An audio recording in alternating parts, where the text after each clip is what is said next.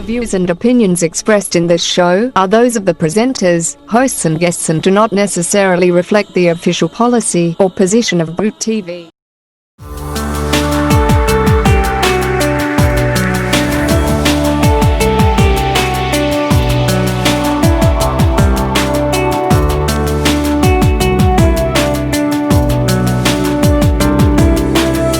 अस्सलाम वालेकुम वोक टीवी के तमाम व्यूवर्स, उम्मीद है आप सब खैरियत से होंगे। मैं हूं आपका मेज़बान मुबशर मुस्तहसन और वोक टीवी एक नया प्रोग्राम लेके आया है अदबी नशिस्त। इसमें आज जो हमारे साथ मेहमान मौजूद हैं इनका ताल्लुक़ पाकिस्तान लालपुर पंजाब, जिसे फैसलाबाद भी कहा जाता है, वहाँ से है। आप वहाँ सहाफ़त से मुंसलिक रहे और आज़ादी सहाफ़त और आज़ादी जमहूरियत के लिए अपनी गिरा कदर खिदमत पेश की। पिछले 30 साल से आप यूरोप में मुकीम स्टॉकहोम में हैं। आपकी अदबी सरगर्मियाँ आज भी जारी हैं। आपकी ख़ास बात यह है कि आपकी जो ज़मीन है वो मुनफरिद है। आपने अपने अंदाज में नज़में कहीं, तो बिला किसी ताख़ीर के हम आपकी मुलाकात कराते हैं जनाब मसूद क़मर साहब से। कैसे हैं सर? जी ठीक, बहुत बहुत शुक्रिया आपका और आपके तमाम इस टीम का जिन्होंने ये मुझे वक्त दिया कि मैं अपनी बात कुछ कर सकूं आपसे। आप लोगों का बहुत बहुत शुक्रिया, खुसूसी तौर पर आपका। सर आपका भी शुक्रिया सर। मसूद साहब, हम मेरे ख्याल से गुफ्तगू का आगाज़ वहीं से करते हैं, क्योंकि आपने आज़ादी सहाफ़त के लिए गिरा कदर खिदमत पेश की पाकिस्तान में। उसके बाद आप 30 साल से यूरोप में मुकीम हैं, स्टॉकहोम में। तो ज़रा उसका पस मंज़र भी दे दीजिए। पस मंज़र यही है कि मैं जिस शहर में पैदा हुआ और जिस अपने तबके में पैदा हुआ, उसमें मेरा तबका जो है वो पिसा हुआ तबका था। तो उसके लिए मैंने जो सियासत की, उसको हल के लिए वो ऐसी लोगों के साथ मेरी मुलाकात हुई जिन्होंने एक ऐसी सियासत की जो हमारे ही जैसे, मेरे ही जैसे निचले तबके के लोग थे, उनकी वो बहलाई के लिए थी। तो उसके लिए हमने हर तरह, हर महाज पे, हर तरीके से जद्दोजहद की।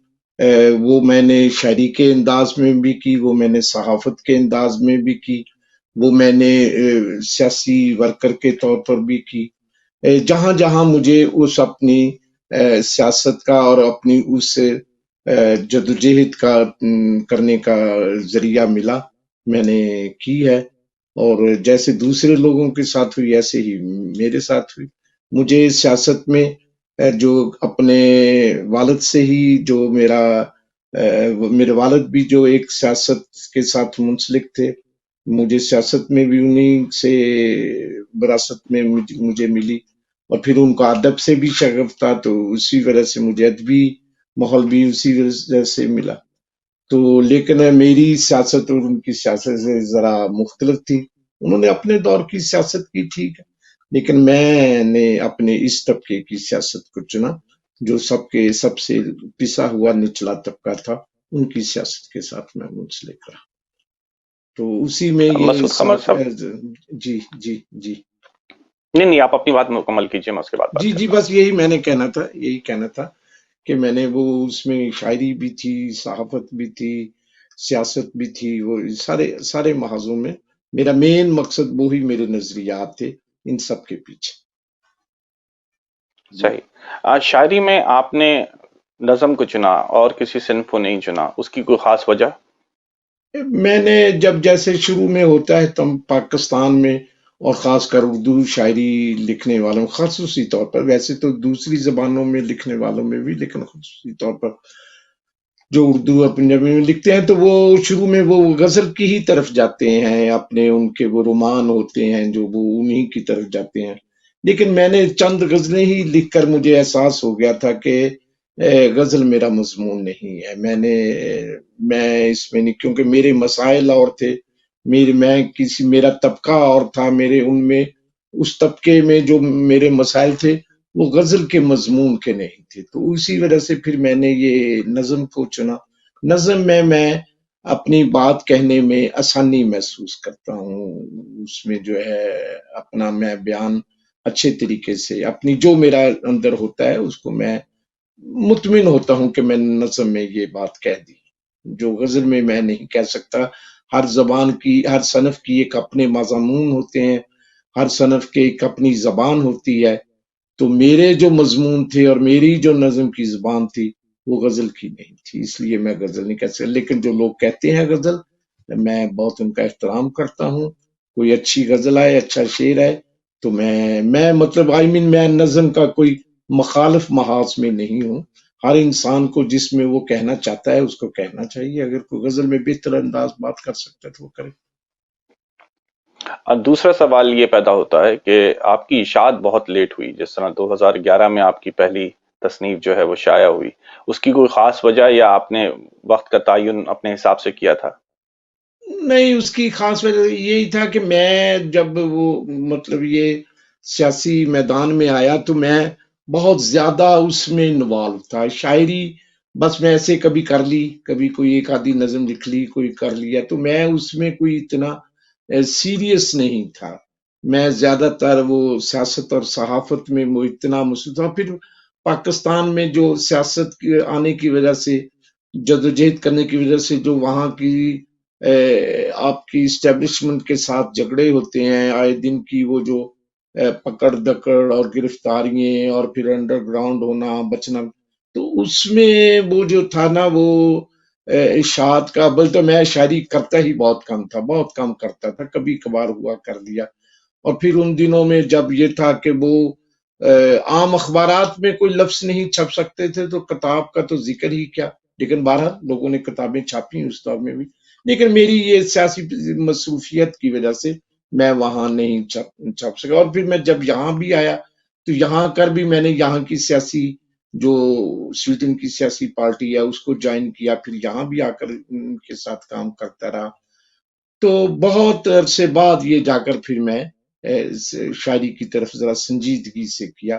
تو جیسے کیا تو پھر اس کے کچھ عرصہ بعد ہی یہ کتاب جو میری سب سے پہلی کتاب ہے، سوکھی گھاس کا نظم پڑھنے سے انکار، یہ میری پہلی شعری مجموعہ ہے، تو وہ آیا. مسعود یہی وجہ. قمر صاحب، میں نے ایک چیز جو نوٹ کی آپ کی شاعری میں، آپ کے موضوعات بہت مختلف انداز کے ہیں. آپ جو لفظ طے کرتے ہیں اس کے پیچھے اپنی زمین یا بات کہنے میں اپنا انداز رکھتے ہیں. آپ نے کسی کو فالو نہیں کیا. اس کے پیچھے بھی کوئی پس منظر ہے یا یہ آپ نے نہیں، اس کے سوچ کے پس رکھا تھا کہ منظر آپ میں اپنے یہ انداز ہے، میں بات؟ نہیں ظاہر بات ہے، اگر میں نے شاعری کرنی ہے، اگر میری شاعری ہے تو وہ میرا انداز ہونا چاہیے. میں متاثر تو غالب سے بھی ہوں، فیض صاحب سے بھی ہوں، اور بہت سے لوگ، جان ایلیا سے بھی، بہت سے لوگوں سے متاثر ہوں، میر سے بھی بہت لوگوں سے متاثر ہوں، نون میم راشد سے متاثر ہوں. لیکن مجھے کہنا اپنی ہی بات ہے اور پھر میرا اپنا ہی انداز ہونا چاہیے. میں اگر نون میم راشد کا متاثر ہوں تو میں اس کا انداز نہیں اپنا سکتا. پہلی تو بات میں اپنا ہی نہیں سکتا ان کا انداز. مجھے ان کا انداز اپنانے کے لیے ان جیسا مطالعہ چاہیے، ایجوکیشن چاہیے، پھر مجھے ان جیسا ذہن چاہیے، مجھے ان جیسی زندگی چاہیے جو ناممکن ہے. اگر ہو بھی تو اگر میں نے انہی کا انداز اپنانا ہے تو نون میم راشد ہی دوبارہ پیدا ہو جائے، پھر میری کیا ضرورت ہے. تو میں نے اس وجہ سے بہت زبردست. ان سب سے متاثر ہو کر، جس میں نثر لکھنے والے بھی ہیں، جس میں شاعری کرنے والے بھی ہیں، ان کو میں نے پڑھا ہے، ان کے متاثر ہوا. لیکن بات میں نے جو کہی ہے اس میں میرے اپنے سے الفاظ میری کہ میرے ان الفاظوں کے میرے اپنے معنی ہونے چاہیے. میں انہی الفاظوں کے سیم معنی تو میں نے وہ اس کو نہیں استعمال کر سکتا.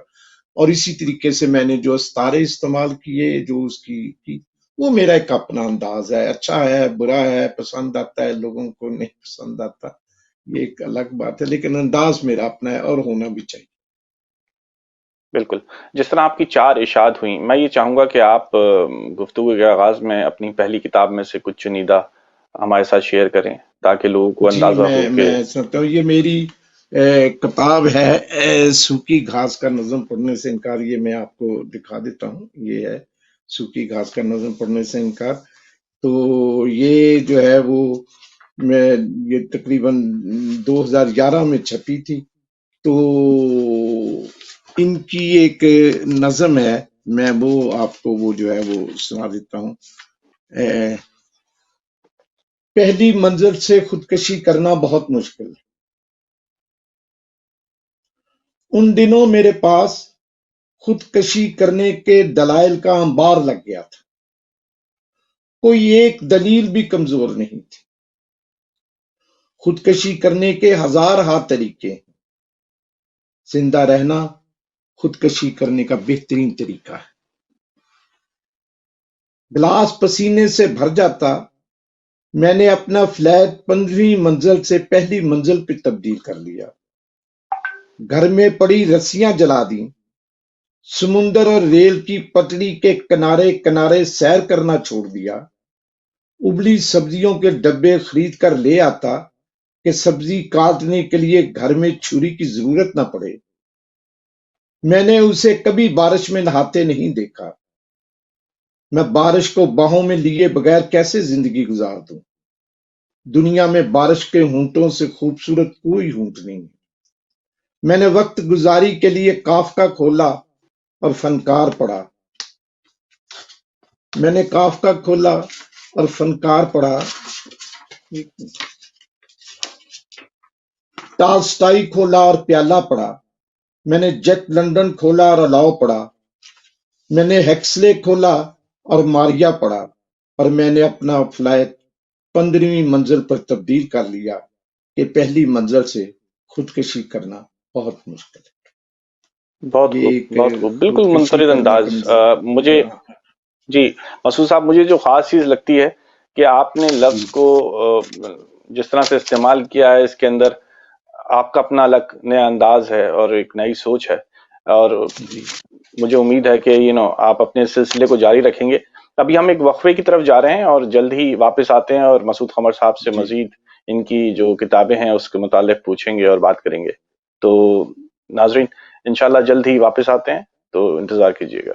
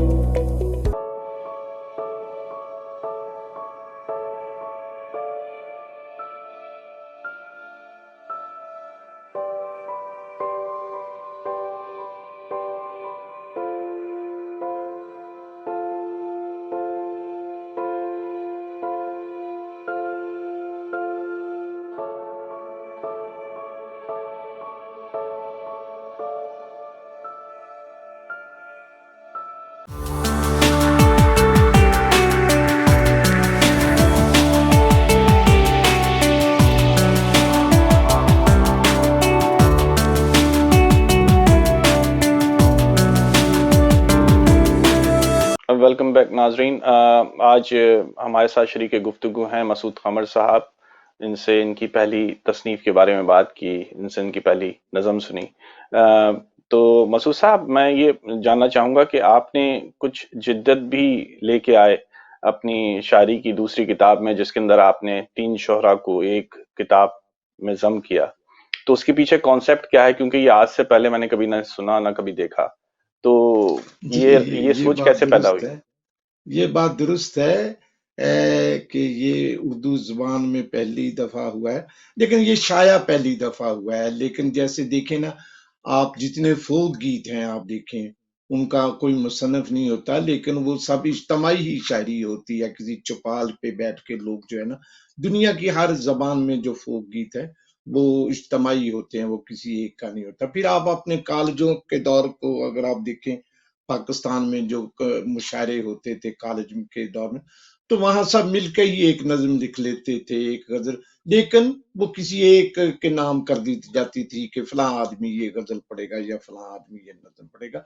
تو میرا کہنے کا مطلب یہ ایسے تجربات تھے، لیکن یہ ایسا ہوا کہ ہم جو ہے یہ تمام لوگ جو تھے، حسین عابد، جاوید انور، میں، ڈاکٹر وحید، مقصود وفا، یہ سب ہم لائٹ پور شہر سے، مطلب میرا تو تعلق لیکن یہ جاوید انور اور حسین عابد وہاں پنجاب میڈیکل کالج میں پڑھتے تھے، وہاں ان سے تعارف تھا. اور یہ جو جاوید انور اور ڈاکٹر وحید کی جو شاعری ہے اس دور میں، ضیاء الحق کے دور میں، یہ بہت بڑی ایک حسین عابد، ان سب کی ایک بہت بڑی مزاحمتی آواز تھی، بہت بڑی انہوں نے شاعری کی ہے اس دور میں.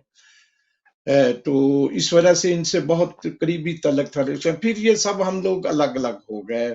اپنے وہ جاوید انور بھی چلا گیا، حسین عابد بھی اپنی ایجوکیشن مکمل کر کے پھر چلا گیا. تو میں بھی اپنی وہ جدوجہد میں قید و بند کے بعد میں بھی پھر سویڈن آ گیا. تو کوئی ہمارا آپس میں تعلق اور ریلیشن نہیں تھا. پھر یہ جو سائنس کی دین ہے، فیس بک، اس نے ہمیں ملایا، آپس میں ملایا، جو اسی ذریعے سے میل سے یہ وہ ملایا. تو میں حسین عابد اور جاوید انور اور ڈاکٹر وحید اور مقصود وفا بھی تھا اس میں. یہ اکثر ہم میل میں ایک شعر لکھتے، دوسرا کو دوسرا شعر لکھتا، تیسرا تو اپنے، لیکن وہ سب کے اپنے اپنے شعر ہوتے تھے. اور پھر وہ سب میل میں ہم ایک دوسرے کو سینڈ کرتے، بھیجتے. تو اس کے بعد یہ اچانک ہوا کہ مقصود وفا بھی چلا گیا اس میں سے، پھر ڈاکٹر وحید چلا گیا، پھر یہ فیس بک آ گئی، اسکائپ آ گیا. اسکائپ پہ پھر میں اور حسین عابد جو ہے شام کو روز ملتے، ویسے ہی ملتے، گپ شپ لگاتے، کوئی سیاست پہ بات کرتے، کوئی شاعری پہ کرتے، کوئی گیت سنتے، موسیقی سنتے. تو اسی میں ایک دن جو ہے وہ باتیں کرتے کرتے میری اور حسین عابد نے ایک مصرع کہا، ایک نظم کا، ایک لائن کا ایک مصرع، تو میں نے آگے سے دوسرا کہا. تو ایسے کرتے کرتے میں نے اور حسین عابد نے ایک نظم لکھی جس کا نام ہے موٹی بارش کے بلبلے. تو وہ ہماری یہ پہلی مشترکہ نظم تھی. تو بس وہ پھر ایک ایسا ہو گیا، پھر جاوید انور بھی ہم میں شامل ہو گیا. تو ہم تینوں نے مل کر وہ جو تھی نا، وہ شام کو ہر روز آ کر بیٹھ جاتے. لیکن کوئی بھی یہ سوچ کے نہیں آتا تھا کہ ہم آج نظم لکھیں گے، یا نہ کوئی گھر سے نظم لکھ کر لاتا. بس ایسے ہی گپ شپ مارتے. تو اسی میں سے کوئی جو ہے وہ ایک اپنا لائن کہہ دیتا. بعض دفعہ ایسا ہوتا کہ ہم دو آدھی نظم لکھ کر ایک دوسرے کی طرف دیکھتے رہتے، کوئی آدھا گھنٹہ خاموشی رہتی اور ہم کچھ نہ کہہ پاتے، لیکن پھر ہم چھوڑ دیتے، پھر دوبارہ شروع کرتے. تو یہ ایک بہت ہی وہ ایک کیفیت تھی وہ ہم میں، وہ جو کیفیت رہی وہ شاید دوبارہ کبھی نہ آ سکے. وہ ایسی ہم فضا میں ہم زندہ تھے کہ ہر وقت جو ہے وہ ہم پہ یہ چیز سوار رہتی تھی، شاعری، یہ نظم، یہ. تو اسی میں کرتے کرتے وہ پھر اتنی نظمیں ہو گئیں کہ وہ ایک کتاب کی صورت اس نے اختیار کر لی. تو پھر ہم نے یہ ماشاء اس اللہ. نظم کا جو ہم نے وہ اس کتاب کا نام تھا کہہ کہا انسان نے ایجاد کیا. تو یہ بک ہوم والوں نے چھاپی. تو بس یہ لیکن ہاں یہ ہے کہ اردو زبان میں یہ پہلا تجربہ ہے کہ 3 شاعروں نے مل کر ایک نظم لکھی اور وہ کتاب کی بہت صورت خوب. میں شائع ہوئی. کتاب کی صورت میں شائع، اس میں کوئی نظم کسی کی ایک کی نہیں ہے، اور کوئی یہ نہیں کہہ سکتا کہ یہ میرا مصرع ہے یا فلاں کا. وہ تو اب پتہ نہیں کس کس کے مصرے ہیں. تو ایسے مطلب وہ ہی آپ تینوں کی میراث ہے، وہ کتاب جو ہے وہ وہ آپ تینوں تینوں کی، کی ہم میراث ہے، تینوں تینوں کی کی سوچ. ہماری کاوش ہے، ہماری تینوں کی ہی کاوش ہے. تو وہ اس کا مسعود نام صاحب، تھا میں کہہ چاہوں گا کہ کہا. آپ اس کتاب میں سے اگر ہمیں کچھ سنا سکیں، ایک منفرد جی جی جو جی جی چیز ہے. جی جی، میں ابھی سناتا ہوں آپ کو. یہ ہے وہ کتاب جس کا نام تھا کہہ کہا انسان نے ایجاد کیا. تو یہ جو ہے میری، جاوید انور اپنا اور حسین عابد کی جو ہے، یہ 2012 میں چھپی تھی. یہ تھی نیفے میں خواہشوں کا ذخیرہ. خواہشیں درد کے بغیر پیدا ہوتی ہیں اور اپنے لمبے قد کی بنا پر تابوت میں لیٹنے سے انکار کر دیتی ہیں. تابوت کو اٹھانے والا تابوت کے اندر بھی لیٹا ہے اور تابوت کو جلاتا بھی ہے. وہ لوگوں کے شور میں تینوں کام کر رہا ہے. لوگوں کا کیا ہے؟ لوگ تو قلم سے سلوار کے نیفے میں ہزار بند بھی ڈال دیتے، اور قیدی کے ناخنوں میں نکوتین اور نیفے میں خواہشوں کا ذخیرہ ہوتا ہے. یہ تھی ہماری مشترکہ نظم. بہت تو بہت بہت خوب. یہ بس یہ دیکھیں آپ کہ اس میں وہ ہماری نظم کی بنت کاری جو ہے ہم نے الفاظ وہی استعمال کیے ہیں جو اس خطے سے جس خطے سے ہم تعلق رکھتے تھے وہی اسی سے تھے، لیکن اس کی وہ جو ہے معنی تبدیل کیے ہیں ہم نے، اور نظم کا جو ہے وہ بنت کاری تبدیل کی ہے، اور کوشش کی ہے کہ نظم میں زیادہ سے زیادہ پوئٹک سینس جو ہے وہ شامل کی جائے.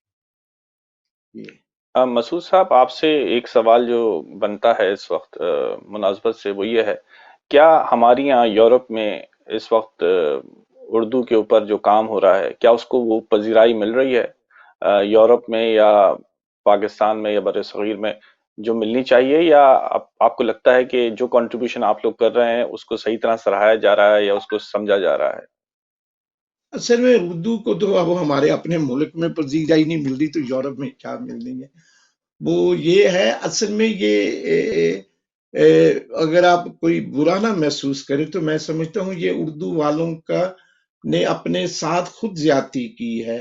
اور جب یہ نیا پاکستان بنا تھا تو اردو نے اپنے آپ کو مسلط کرنے کے لیے جو دوسری قومی زبانیں تھیں، پنجابی، سندھی، بلوچ اور پختون، ان کو انہوں نے پھلنے پھولنے نہیں دیا، ان پہ پابندیاں لگائیں. اس وقت ہم کہتے تھے کہ ٹھیک ہے اردو کو قومی زبان ماننا چاہیے، رابطے کی زبان ہے ہماری، لیکن دوسری بھی قومی زبانیں ہیں، دوسری بھی ان کو بھی ان کا مقام دینا چاہیے. لیکن اس وقت اردو والوں نے یا بیوروکریسی میں جو ان کے لوگ تھے انہوں نے اس کی سخت، کسی دور میں ہوتا تھا کہ پنجابی زبان بولنے والے کو غدار کہا جاتا تھا، وہ اس کو وطن دشمن کہا جاتا تھا. جس طرح کہ بنگالیوں نے پھر اپنے قوم اپنی زبان کا حق مانگا تو جب ان کو نہیں دیا گیا تو آپ نے اس کا نتیجہ دیکھ لیا کہ اس کا نتیجہ کیا نکلا. یہی حال ہے. اب یہاں مسئلہ یہ تھا کہ اس وقت اردو کیوں پاپولر تھی، کیونکہ کوئی زبان اس وقت تک زندہ نہیں رہ سکتی جب تک وہ رزق کے ساتھ منسلک نہ ہو جائے، وہ اس کا کاروبار کے ساتھ. اس وقت اردو زبان کاروبار کے ساتھ منسلک.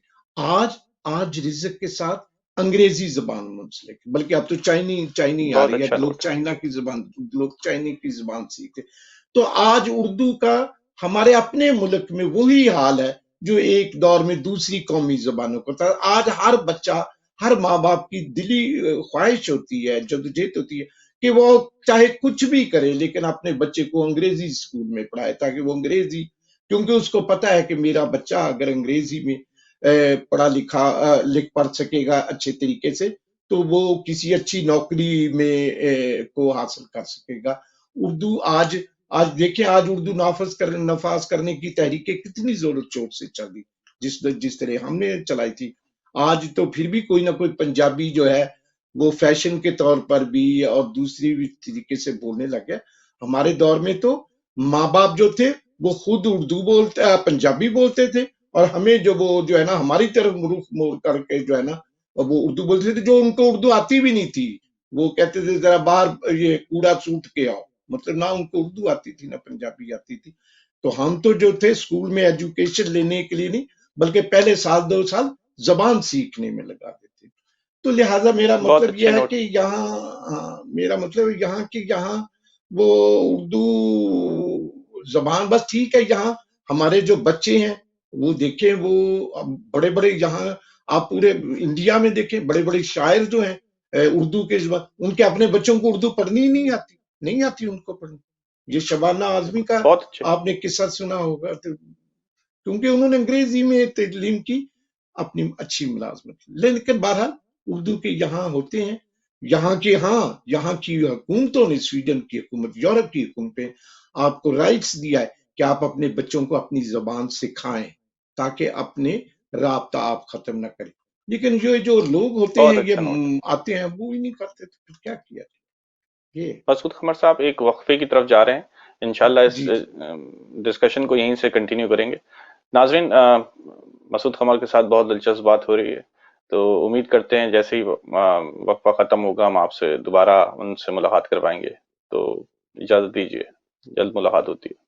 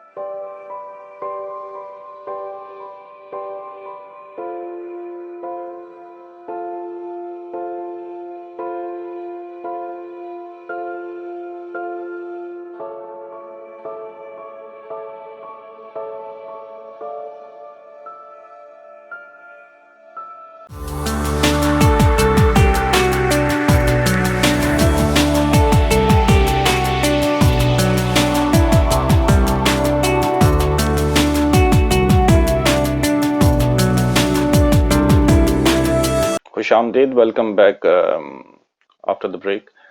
मसूद खमर साहब के साथ एक बहुत ही दिलचस्प गुफ्तगू का सिलसिला जारी है, और मैं इस सिलसिले को मजीद आगे बढ़ाने के लिए चंद सवालात इनके गोशगुजार करूंगा, और उम्मीद करता हूं कि उसके जवाबात आप लोगों के लिए भी काफी साबित होंगे। मसूद साहब, जो मेरा अगला सवाल बनता है वो ये बनता है कि आपकी अब तक 4 तसनीफ आ चुकी हैं, 4 इशात हो चुकी हैं किताबों की। क्या यहाँ पे जो है जिस तरह से यूरोप में इस वक्त इशात हो रही है, वो उसका जो तादाद है वो कितनी है? क्या उनकी तादाद में इजाफा हो रहा है, या उनकी जो क्वांटिटी है उसमें कमी आ रही है पहले की निस्बत के हिसाब से? इस बारे में आप क्या कहना चाहेंगे? जी, असल में मसला ये है कि ये जो किताब होती है, ये आपके माशरे की अक्कासी करती है। किताब माशरे की अक्कासी करती है कि आपके माशरे में किस चीज का ज्यादा अमल दखल है, उसके मफादात क्या है, उसका क्या है क्या नहीं।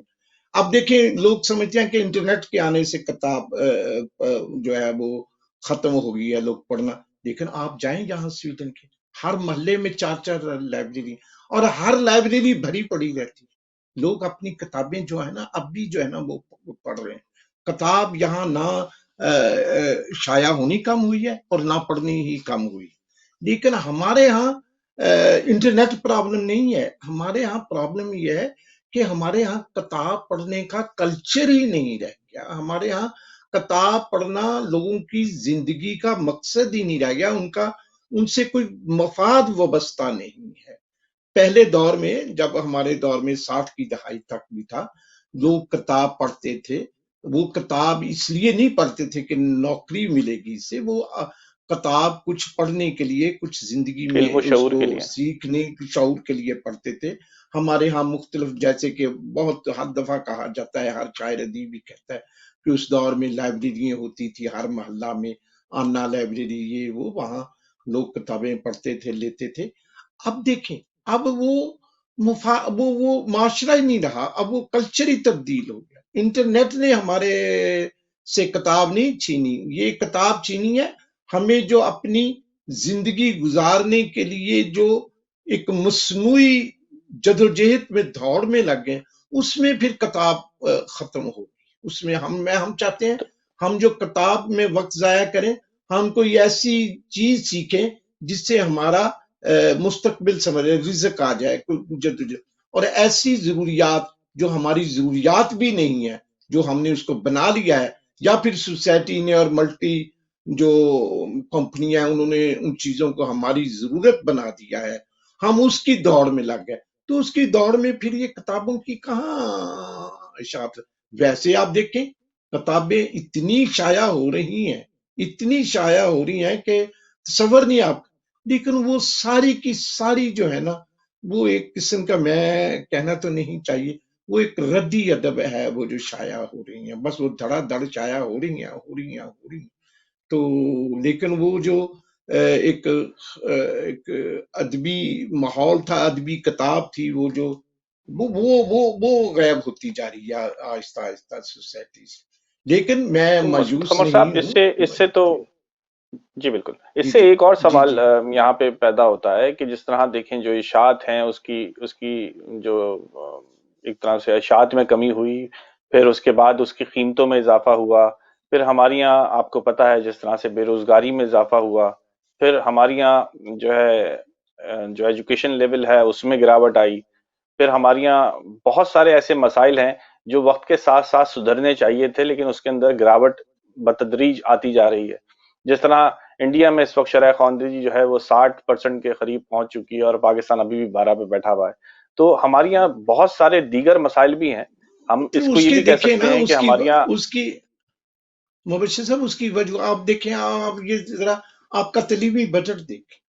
वो बड़ा एक कराची के शायर हैं वजी वारसी, उन्होंने तो साफ बहुत जबरदस्त कि तलीमी बजट महबूब के तिल से भी छोटा है। यानी कि आप देखें, जब आपका तलीमी बजट ही इतना है जिसमें बच्चे की स्कूल का, कोई स्कूल खुलने के, कोई एजुकेशन का चांसेस ही नहीं है, चांसेस ही नहीं है उसमें, तो वो क्या पढ़ेगा, वो क्या एजुकेशन हासिल करेगा। तो वो ये 12% भी जो आया है, ये भी मैं समझता हूँ, पता नहीं कितने लोगों की अपनी कोशिश से 12% या 15% लोग जो हैं जिनमें जो सिर्फ कोई नाम भी लिख सकता है, लेकिन हमारा बजट जा रहा है वजारत दफा में। हम जहाज खरीदना, हम जो है ना वो खरीदना चाहते हैं, वहां के अदारों के जो है ना वो हमारा बजट जा रहा है। तो तालीम अच्छा, और का उस पे दूसरा जो रोना, बेस। दूसरा रोना ये भी है मसूद भाई, मसूद साहब के, आपको पता है जिस तरह तालीमी बजट वैसे ही कम है जैसे आपने उसकी निस्बत तय की, लेकिन दूसरी वजह ये भी है कि जो बजट तय हो रहा है उसमें से भी मेरे ख्याल से 90% तो लग भी नहीं रहा, वो जेबों में जा लग रहा है। भी नहीं रहा, और तो उसमें भी बहुत वो एक अजीब सा गैर अदबी लफ्ज सा खांचे टाइप का उसमें भी बहुत लगते हैं, उसमें भी बहुत कपड़े होते हैं जैसे हर जगह होते हैं। जो बेसिक चीज है जो इंसान को, आज के इंसान को चाहिए कि उनके बच्चों की एजुकेशन और उनको हेल्थ चाहिए, उनको सेहत चाहिए, यही बजट जो है, यही दो चीजें ऐसी हैं जो सबसे जिन पे कम जो है हुकूमत तवज्जो देती है, उस पे वो कम तवज्जो देती है बजाय इसके दूसरी चीजों पे। अब शुगर के लोगों को वो दे दी जाती है, कंपलसेट कर दिया जाता है कि अच्छा जी आप, अब देखें हर आदमी ने कैसे कैसे मिलियन अपना खाए हैं। लेकिन बहरहाल ये है कि वो अब अपनी, आपका बजट इशू तालीमी बजट ही इतना है तो उसमें उतने ही लोग वो करेंगे। और फिर बजट के अलावा अगर ये हो भी जाए, अब देखें अगर किसी शहर में 100 आदमी रहते हैं और 100 के 100 ही तालीम याफ्ता हैं, तो उसमें शायद 5 या 10 आदमी होते हैं जिनका अदब से तल्लुक होता है, बाकियों का दूसरी तालीम के दूसरे मजमूनों से जरिए मार्च तल्लुक से होता है। होगा। जरिया माश होता बिल्कुल। है, किसी का साइंस से चला जाता है, कोई इंजीनियरिंग में चले जाता है, कोई स्पोर्ट में चला जाता है, कोई, लेकिन लिटरेचर में तो पूरी दुनिया में वैसे ही बहुत तादाद कम होती है, बहुत तादाद कम होती है।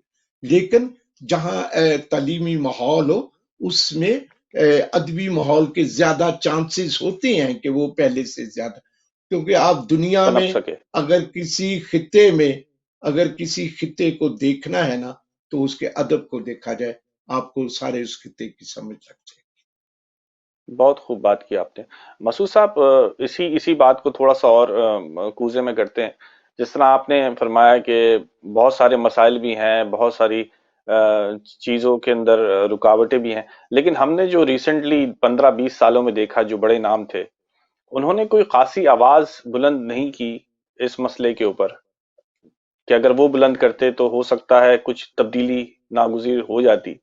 तो उस उसकी तरफ से जो एक खामोशी है, क्या उसको हम क्या नाम देंगे? वो खामोशी, ये जो खासकर ये जो 80 की दहाई के बाद ये फिर जो अपना ये पहले जो दुनिया जो इस वक्त ये जो होता था दो ब्लॉक में या जो भी कह ले नजरियात में तकसीम थी, उसकी वजह से जो दूसरा ब्लॉक था वो किसी ऐसे लोगों के साथ, ऐसी तहरीक के साथ मुंसलिक था जो लोगों में शऊर पैदा करती थी और लोगों में तबकाती जो जब वो फॉल हो गई तो दूसरा ग्रुप जो था उसको फिर वो खुली छुट्टी मिल गई। फिर उसने सोसाइटी में इवन अदीबों में ऐसे ग्रुप बनाने शुरू कर दिए, ऐसी तहरीकें चला दी कि लोग आहिस्ता आहिस्ता आहिस्ता आहिस्ता अदब में, और वो सारी जो एहतजाजी तहरीक थी वो खत्म हो गई। अब फिर अब लोगों के दूसरे मुतालबात आ गए, दूसरे मफादात आ गए। तो वो जो ये जो अदीब एक दौर में कॉन्फ्रेंसें करते, अब कॉन्फ्रेंसें तो बहुत होती हैं, अब बल्कि अब तो हर शहर में फेस्टिवल होते हैं, वो होता है, ये एक अच्छी तमाम उनमें खामियों के बावजूद भी मैं समझता हूँ कि ये बहुत अच्छी रवायत है कि शहर में चलो कुछ दिन से ही, मसलन कराची में आप देखें एक दौर में शहर में सिर्फ बारूद की बू आती थी, और जब से अदबी फेस्टिवल हुआ होना शुरू हुए तो कुछ दिन के लिए सही लेकिन लफ्जों की खुशबू फैल जाती थी, तो ये इनका बहुत बड़ा कारण बिल्कुल। है। लेकिन ये सिर्फ अपने एक खास दायरे तक रहते हैं। मसलन किसी अदबी कॉन्फ्रेंस में मैंने आज तक कभी कोई एहतजाजी बात नहीं देखी। वो एक दूसरे के नावलों पे, एक दूसरे के सब्जेक्ट पे मजमून पढ़ लेते हैं तरीफी, लेकिन कभी मैंने नहीं देखा कि किसी अदबी कॉन्फ्रेंस ने ये जो दहशत गर्दी हो रही है, ये जो जिनसी घुटन है, जो सियासी घुटन है, इस पे इन्होंने कोई इज्तिमाई जो है ना, वहां वो कह देंगे कि नहीं जी अदीब का ये काम नहीं है, अदीब का, यहां से ही وہ سارا آپ کو پتہ چل جاتا ہے کہ آج کا ادب ہمارا تضاد کدھر پھیلتا ہے. جا رہا ہے، تعداد نہیں بالکل. کدھر جا رہا ہے. تو یہ اگر انہی ادبی کانفرنس میں جو ہر شہر میں ادبی فیسٹیول ہو رہے ہیں، اب تو چھوٹے چھوٹے سرگودا یہ وہ سب جگہ پہ، اگر یہ ادبی فیسٹیول کسی ایسے ایجنڈے پہ کھڑے ہو کر احتجاج کریں کہ یہ جو ہمارے شہروں میں ہمارے ملک میں جو سیاسی اور جنسی گھٹن جو ہو رہی ہے اس کو ختم کیا جائے، اور یا یہ جو دوسری قومی زبانیں ہیں ان کو جو ہے نا تو پھر شاید کوئی اجتماعی بات بن جائے. لیکن وہ اپنے بس وہ امید کی کرن نظر آئے گی. تو میری کمر کھجا میں تمہاری کمر کھجاتا ہوں، یہی ہوتا ہے ماحول، یہی ہو رہا ہے بس یہی ہے. بالکل. لیکن مسعود قمر صاحب ابھی ایک بریک پہ وقفے کی طرف جا رہے ہیں تو بہت جلد واپس آتے ہیں. تو ناظرین گفتگو کا سلسلہ بہت ہی اچھے موڑ پہ ہے، بہت ہی پروڈکٹیو باتیں ہوئی. وقفے کے بعد انشاءاللہ ضرور ملاقات ہوتی ہے تو انتظار کیجیے گا.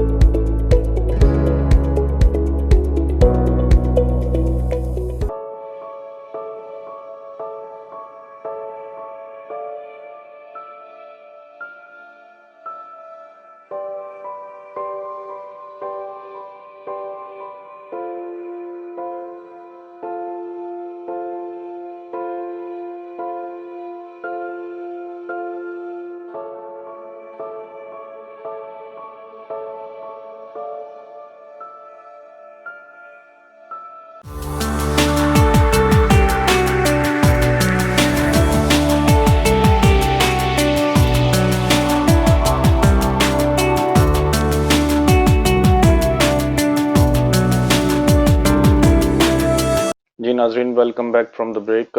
مسعود قمر صاحب کے ساتھ ایک اچھا ڈسکشن جاری ہے.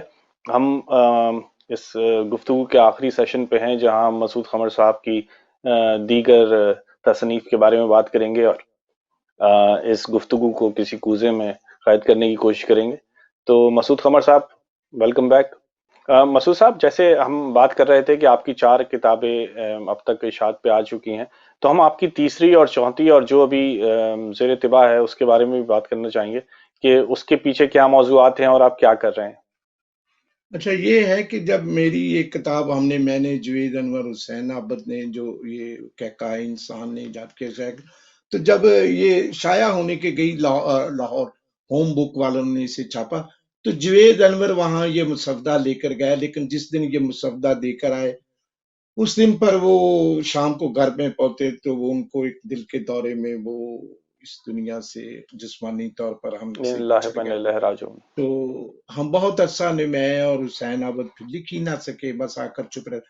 لیکن پھر میں نے اور حسین عابد نے دوبارہ یہی مشترکہ نظمیں لکھنا شروع کی.